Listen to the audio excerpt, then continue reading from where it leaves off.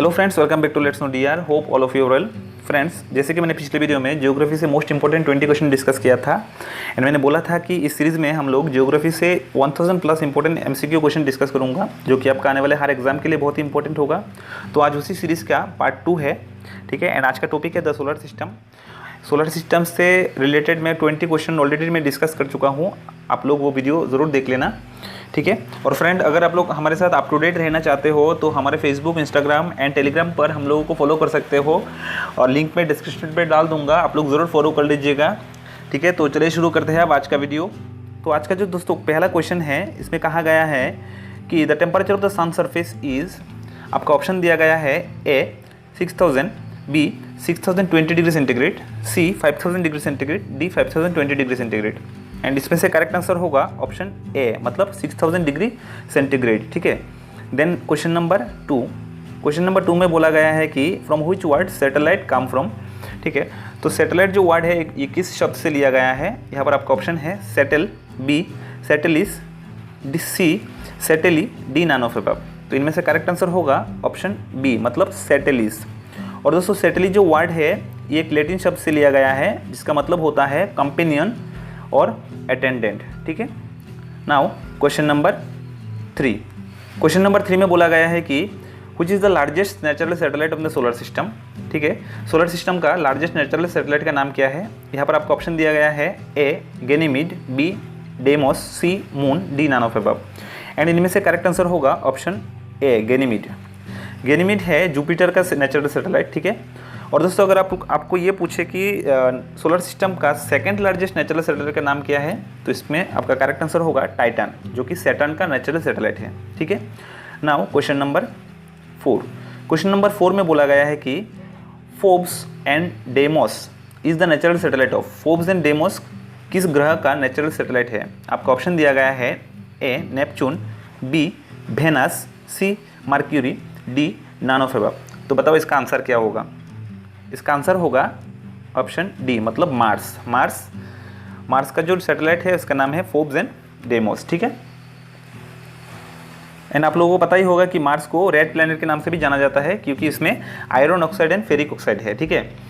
Then है question number 5, question number 5 में बोला गया है कि which is the closest planet to the earth, ठीक है। पृथ्वी का निकटतम ग्रह का नाम क्या है। तो यहाँ पर आपका ऑप्शन दिया गया है ए सैटर्न, बी जुपिटर, सी वेनस, डी मरकरी, ठीक है।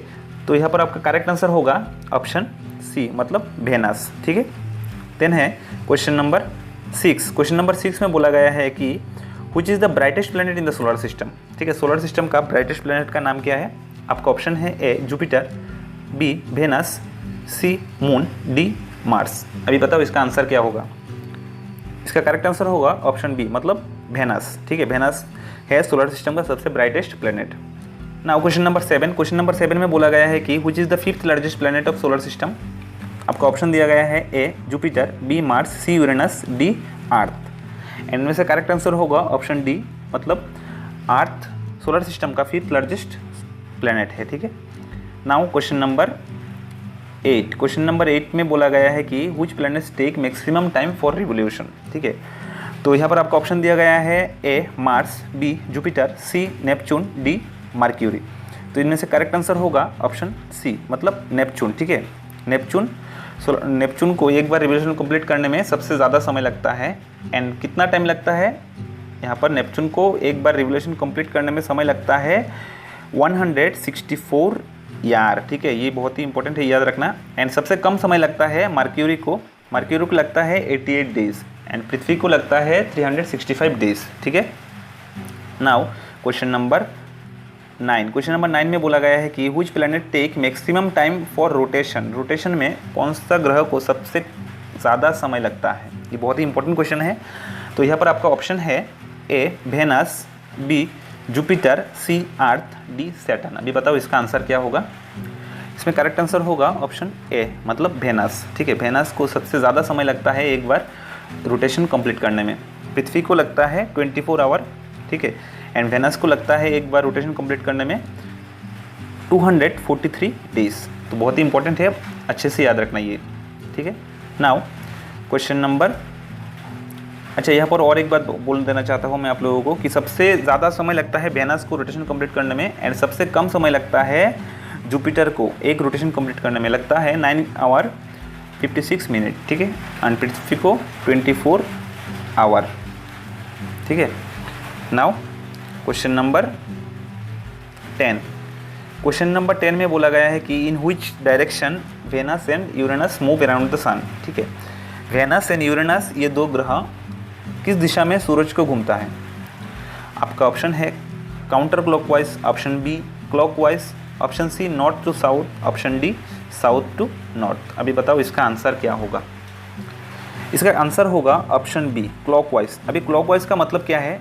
क्लॉकवाइज का मतलब है इस तरह से घूमना, मतलब ऐसे, ठीक है, ऐसे घूमना इस डायरेक्शन में। तो अगर आपको एंटी क्लॉकवाइज पूछे तो इसका मतलब होता है उल्टा, ऐसे घूमना, ठीक है, ऐसे। तो अभी ऐसे घूमते हैं एंटी क्लॉकवाइज, ठीक है। तो सभी जो ग्रह है ये सूरज को एंटी क्लॉकवाइज घूरते हैं, मतलब काउंटर क्लॉकवाइज, एंड सिर्फ वेनस एंड यूरेनस सूरज को क्लॉकवाइज घूमते हैं, ठीक है। अच्छा, क्लॉकवाइज का मतलब क्या है? क्लॉकवाइज का मतलब है ईस्ट टू वेस्ट, एंड जो काउंटर क्लॉकवाइज घूमते हैं वो घूमते हैं वेस्ट टू ईस्ट। जैसे कि अर्थ सूरज को काउंटर क्लॉकवाइज घूमते हैं, मतलब वेस्ट टू ईस्ट, ठीक है। इसको हम एंटी क्लॉकवाइज भी बोल सकते हैं, काउंटर क्लॉकवाइज को। नाउ दोस्तों क्वेश्चन नंबर 11। क्वेश्चन नंबर 11 में बोला गया है कि how long does it take to sunlight to reach the earth, ठीक है। सूरज का रश्मि को पृथ्वी में आने के लिए कितना वक्त लगता है? यहाँ पर आपका ऑप्शन दिया गया है A 8 minute 19 second, then 7 minute 19 second, then C 6 minute, D 2.9 minute, ठीक है। तो यहाँ पर आपका करेक्ट आंसर होगा ऑप्शन ए, मतलब 8 मिनट 19 सेकेंड, ये अप्रोक्सीमेटली, ठीक है। देन है क्वेश्चन नंबर 12। क्वेश्चन नंबर 12 में बोला गया है कि which planet is known as ice giant. तो यहाँ पर आपको ऑप्शन दिया गया है Mercury, B Uranus, C Earth, D Neptune, and इनमें से करेक्ट आंसर होगा ऑप्शन बी, मतलब यूरेनस। यूरेनस को आइस जायंट के भी नाम से भी हम जानते हैं। देन यूरेनस है सबसे कोल्डेस्ट प्लैनेट, एंड यूरेनस के साइड में जो रिंग है वो बना है आइस वाटर से, मतलब वाटर आइस से, ठीक है, इसीलिए इसको आइस जायंट के नाम से भी हम जानते हैं। देन है क्वेश्चन नंबर 13। क्वेश्चन नंबर 13 में बोला गया है कि the study of Earth is known as cosmology, A, B selenography, C helioseismology, D geology, and the correct answer is option D, मतलब जियोलॉजी, ठीक है। पृथ्वी का अध्ययन को हम जियोलॉजी के नाम से जानते हैं। तो दोस्तों यहाँ पर आप लोगों को एडिशनल नॉलेज के लिए हम बता देना चाहता हूँ कि कॉस्मोलॉजी का मतलब होता है स्टडी ऑफ यूनिवर्स, ठीक है। सेलेनोग्राफी का मतलब होता है स्टडी ऑफ मून, एंड हेलोसिस्मोलॉजी का मतलब होता है स्टडी ऑफ सन। ये बहुत ही इंपॉर्टेंट है, आप लोग ज़रूर याद रखना, ठीक है। Now question number 14। Question number 14 में बोला गया है कि how many days does the moon take to complete one revolution, ठीक है। चांद को पृथ्वी के चारों ओर एक बार चक्कर लगाने में कितना वक्त लगता है? तो यहाँ पर आपका ऑप्शन दिया गया है A 15.3 days, B 27.3 days, C 15 days, D none of the above. तो इनमें से दोस्तों करेक्ट आंसर होगा ऑप्शन बी, मतलब 27.3 डेज, ठीक है। Now question number 15। Question number 15 में बोला गया है कि who was the first woman to go into the space, ठीक है, मतलब किस महिलाओं ने सबसे पहली बार स्पेस में गया था? यहाँ पर आपको ऑप्शन दिया गया है A Bachendri Pal, B Kalpana Chawla, C Sunita William, D Valentina Tereshkova. तो इनमें से आपका करेक्ट आंसर होगा ऑप्शन बी, डी, मतलब वैलेंटिना टेरेस्कोवा। तो दोस्तों वैलेंटिना टेरेस्कोवा ने पहली बार स्पेस में गया था 16 जून 1963 को, एंड वैलेंटिना टेरेस्कोवा बिलोंग करते हैं सोवियत यूनियन से, ठीक है। Now question number 16। Question number 16 में बोला गया है कि who first said that the Earth revolves around the sun. यहाँ पर आपका ऑप्शन दिया गया है A Nicolaus Copernicus, B Aristotle, C sir Isaac Newton, D none of the above. अभी बताओ इसका आंसर क्या होगा? तो इसका करेक्ट आंसर होगा ऑप्शन ए, मतलब निकोलस कोपरनिकस, ठीक है। देन है क्वेश्चन नंबर 17। क्वेश्चन नंबर 17 में बोला गया है कि the inner most layer of the sun is known as, ठीक है, सूरज का जो इनर मोस्ट लेयर है इसको हम किस नाम से जानते हैं? Option A corona, option B photosphere, option C chromosphere, option D none of the above, and the correct answer is option B, मतलब फोटोस्फीयर। सूरज का इनर लेयर को हम फोटोस्फीयर के नाम से जानते हैं। तो दोस्तों एक्चुअली सूरज का 3 लेयर है, ठीक है। जो इनर मोस्ट लेयर है इसको हम फोटोस्फीयर के नाम से जानते हैं, देन मिडिल लेयर को क्रोमोस्फीयर के नाम से जानते हैं, एंड करोना मतलब आउटर स्फीयर को बोला जाता है, ठीक है। देन है क्वेश्चन नंबर 18। क्वेश्चन नंबर 18 में बोला गया है कि which 2 gases are there in the sun. सूरज में कौन सा 2 गैस पाया जाता है?